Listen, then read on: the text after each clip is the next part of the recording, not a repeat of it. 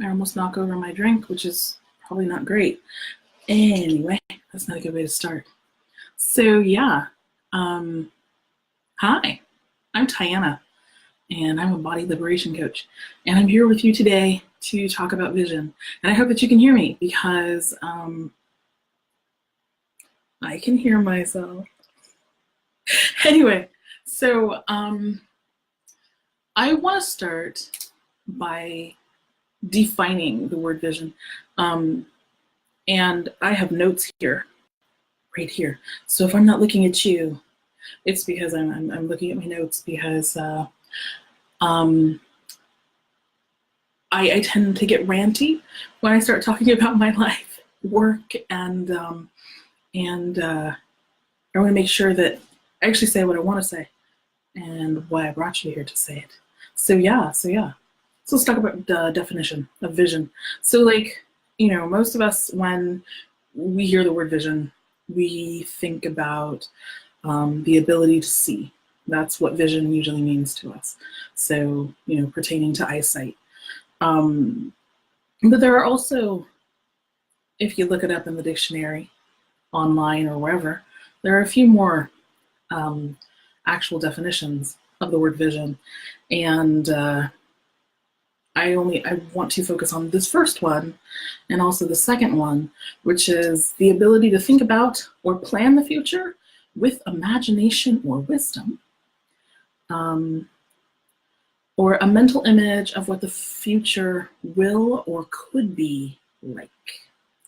So yeah, these are the definitions that I want to talk about today. So if we start with the definition of vision, the ability to see. Like, for those of us who are sighted,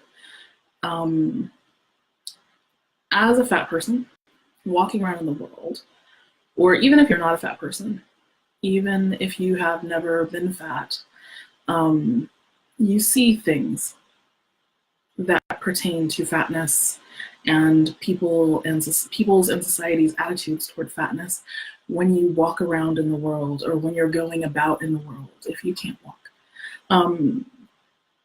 And you notice these things because you can see the faces that people make when a fat person walks by, or you can, observe the change in attitude and posture that people have after a fat person has entered the room.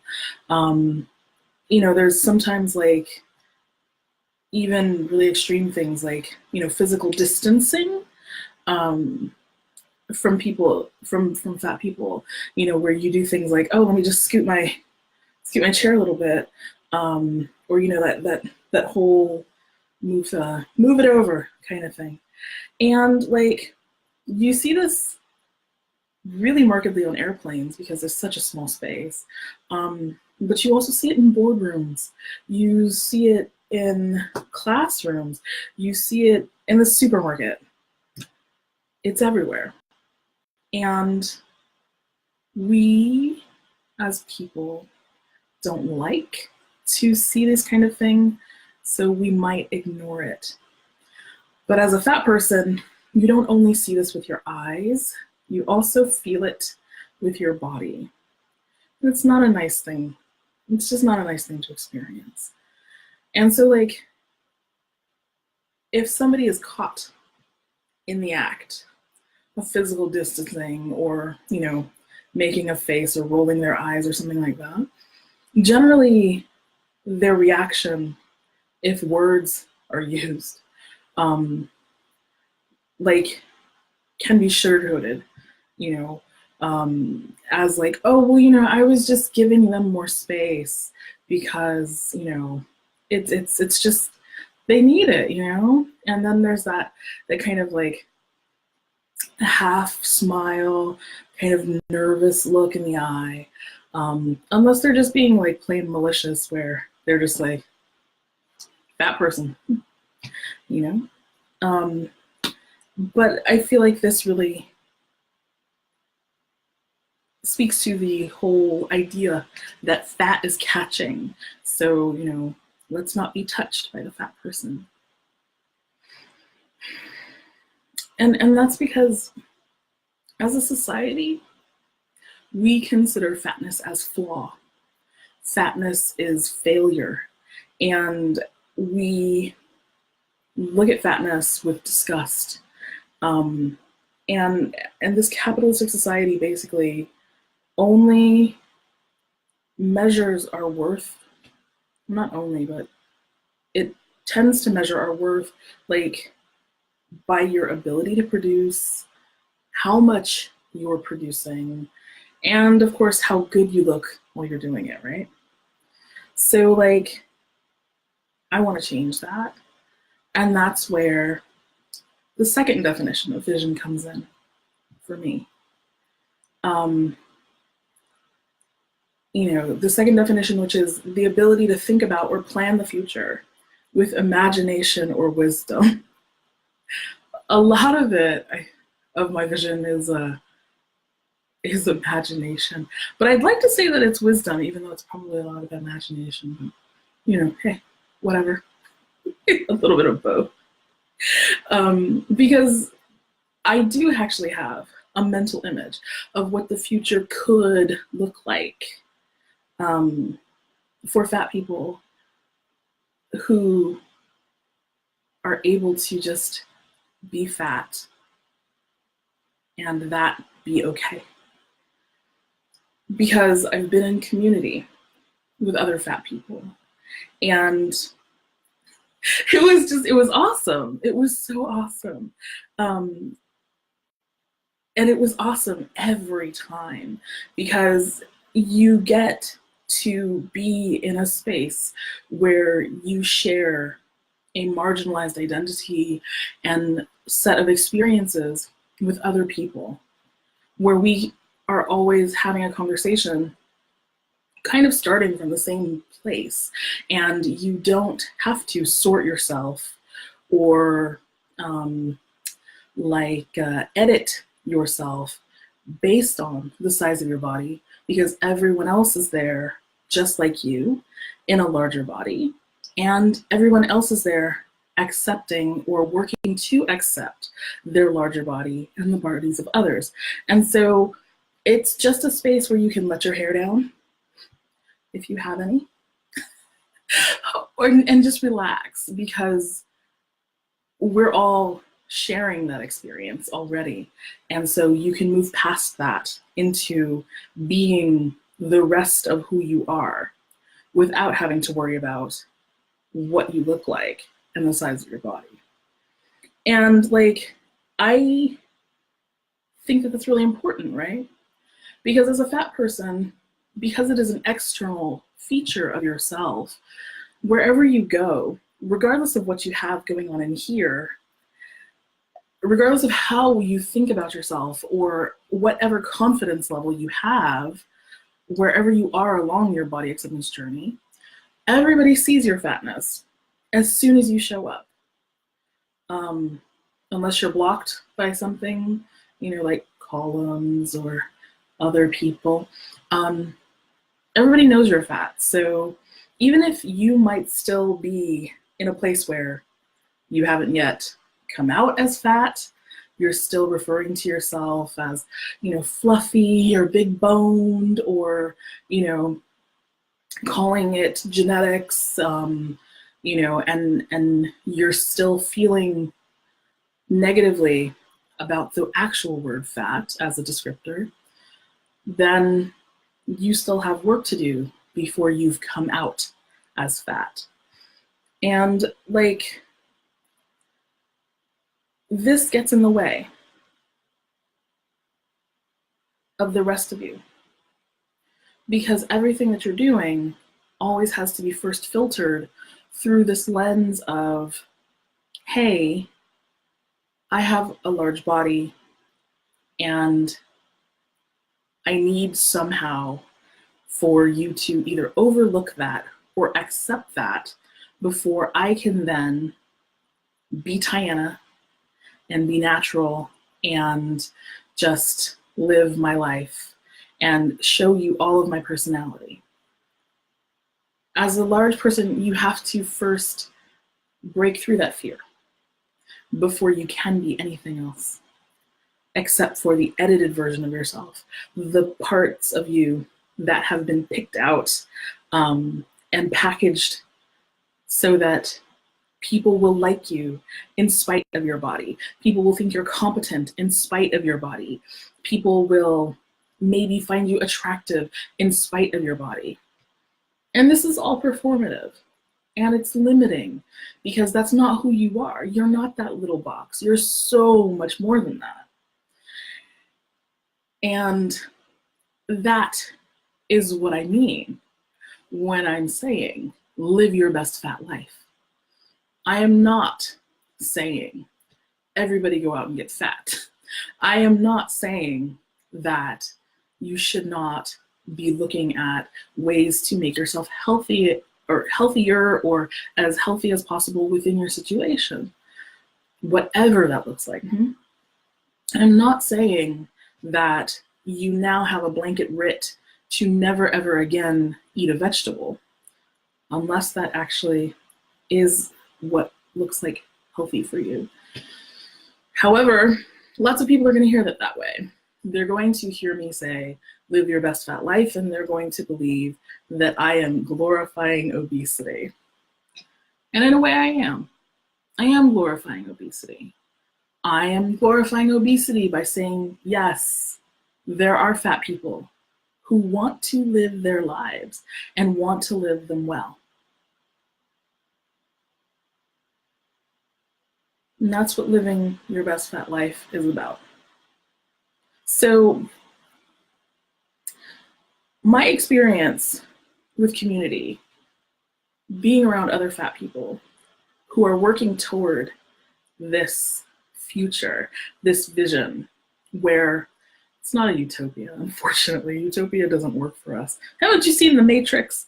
But basically just a place, a society, a culture where you are not judged negatively because of the size of your body. You're allowed to be whatever size you are, naturally, unnaturally, or otherwise, without the moral judgments placed on it. Thin equals good, fat equals bad. No more of this. This is a place of liberation. This is a place of freedom and sovereignty and choice. This is a place where you can live whatever life you want to live in the best way you're able to live it without that judgment that's based on your physicality. And I want to create that experience for other fat people because I found this work and I walked along this journey largely on my own, with the help of community, but with very little guidance. And it was hard and it was long, and that's not necessary. I want to create a communal experience where we can all share the journey together, where we can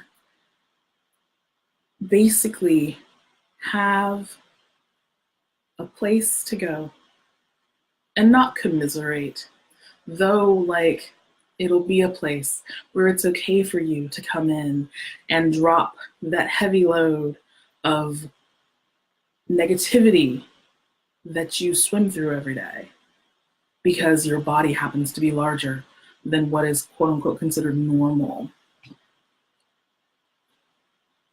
I mean, as fat people, we are having a collective experience. We are having an experience that's really only different in the details. And I never want another fat person to feel alone. Because that sucks, and you're not alone. So that's why I have created the Live Your Best Fat Life community. We're going to get together for 4 months, and we are going to walk through my 4-step framework that helps you on your journey toward body acceptance. And over these 4 months, I'll be your guide, and we're going to walk together on this journey, and we're going to learn about how diet culture helps to keep us down and oppress us. We're going to learn about why we need to understand things and what these things are. We're going to reframe all of the things that we learned about food and relationship with our body. We're going to talk about movement. We're going to reframe all types of things that are in our heads, keeping us believing that there's a problem with being fat. And then we're going to work on self-care practices that are going to help us build resilience, because we've done the work internally, but that doesn't change, unfortunately, the entire culture around us. So we're going to walk through that, how we continue to stay strong and pick ourselves back up in the face of our fat forward culture. And then we're going to start talking about advocacy. Because for every fat person who learns how to accept their body, or at least learn how to be neutral with their body and no longer have negative judgment about their body being a larger body, that creates a ripple effect that can help to make other people in their orbits feel at least neutrally and hopefully accepting of other fat bodies. And this self-advocacy part is how we start to propagate this culture change. So that's it. That's what we'll be working on for 4 months together. We'll have community, we'll have conversations, we'll have live coaching calls. You'll be able to ask all kinds of questions of me. I'll be able to hold you and answer your questions. You'll meet new people. It'll be super fun. And all you have to do is just make the commitment. I believe that everything comes down to making a conscious choice and then doing an action. And so your conscious choice is that you want to say yes to learning how to live your best fat life. And then the action is that you're going to apply for my 4-month program. And you're going to go to bit.ly, bit.ly/capital LYBFL capital APP.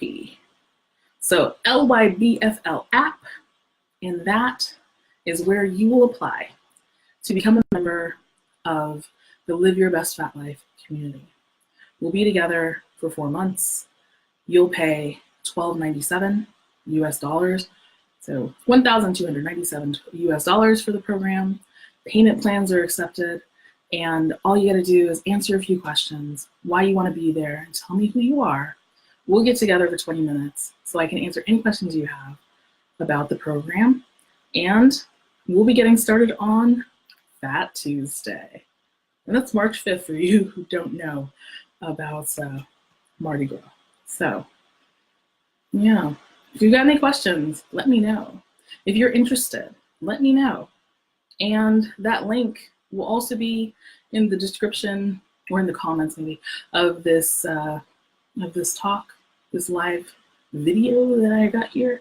And yeah, DM me, send me an email, something. Let me know. Comment, ask me your questions, and then show up for yourself. And let me help guide you toward living your best fat life. All right. I have said what I wanted to say. This is my vision. This is what I want to do. Come join me. Let's make new culture. All right. Bye.